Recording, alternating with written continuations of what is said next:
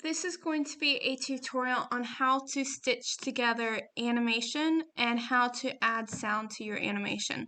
So first things first, what we need to do is go to File and New and go to Video Editing, and this will bring up this menu set. So we have the timeline down here, we have the preview up here. Now I'm going to go to Add above the timeline, and I'm going to go to Image and Sequence. So there are several reasons for you to render out images instead of the whole movie. For example, if you have a computer at home that you know has a high probability of crashing, render out your things as PNGs, because let's say you have a 400 frame animation and it stops rendering at 250 because your computer crashed. What would happen if you're rendering as an AVI JPEG? You would have to start from the beginning and hope for the best that it actually would finish rendering. So if you're rendering as PNG, what would happen is you would start out from the next frame over, so 252, whatever I said before, and you could start rendering the animation from where it left off. Alright, so I have incorporated all of my images, and I made sure when I added this that I added all of my images. And I made sure that I did it in order. You don't want to start from the bottom and work your way up, or your animation will go backwards.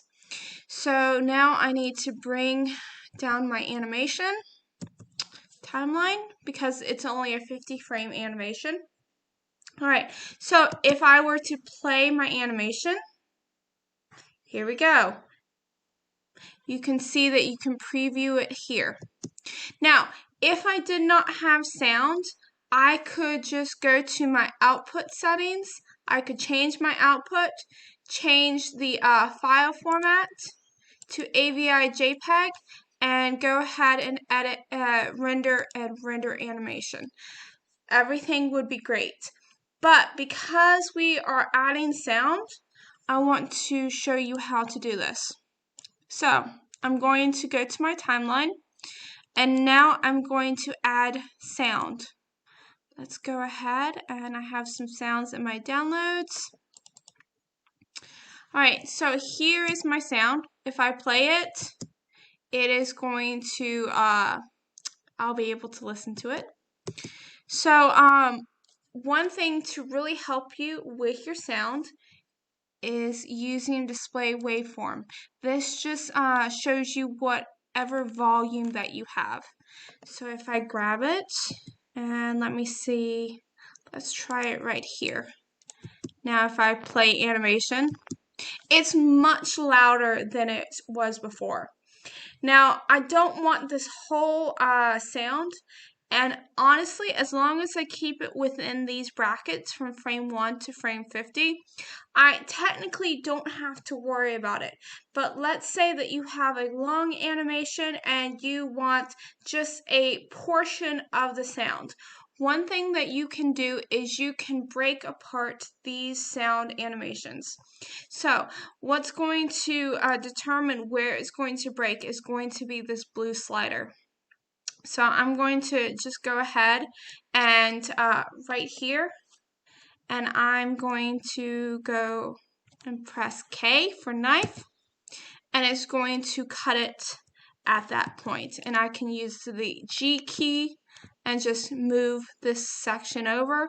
I can delete it, and there we go. Another thing you can do for animation, let's say at the end of this animation, I just want the sound to sort of get lower. So remember, with Blender, almost anything can be keyframed. So I'm going to select the sound, and here in the settings, you're going to see volume. Now, if you do not see this menu, if you press in as in Nancy, that is going to bring it up.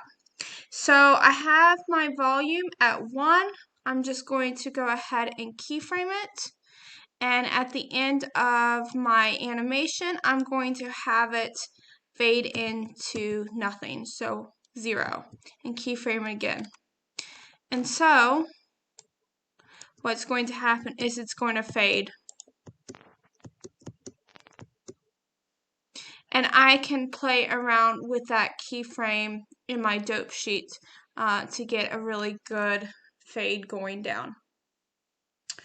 Okay, so that's pretty much how to incorporate sound, how to move the items. You want to make sure that the sound files always go above the render tab right here, render strip, I should say. All right, now when it comes to rendering your animation, you need to change the file format. So in this class, we have been rendering with AVI JPEG. So this is a really good format if you know that your animation is going to go on a Mac or a PC. Pretty much any system will play it. But if you're rendering out sound, we actually need to change the file format to FFmpeg. Let me go ahead and change my output right here. All right, so I've changed it to FFmpeg, and this is a file format for PCs. So we have a few more things that we need to change. In encoding, we're going to scroll down until we see audio. And with audio, it needs to be AAC. And so that's going to render out the sound. And now I can render out the animation just like normal. All right, so that's it for the tutorial. Practice on this on your computer if you wish, and I will see y'all later. Bye.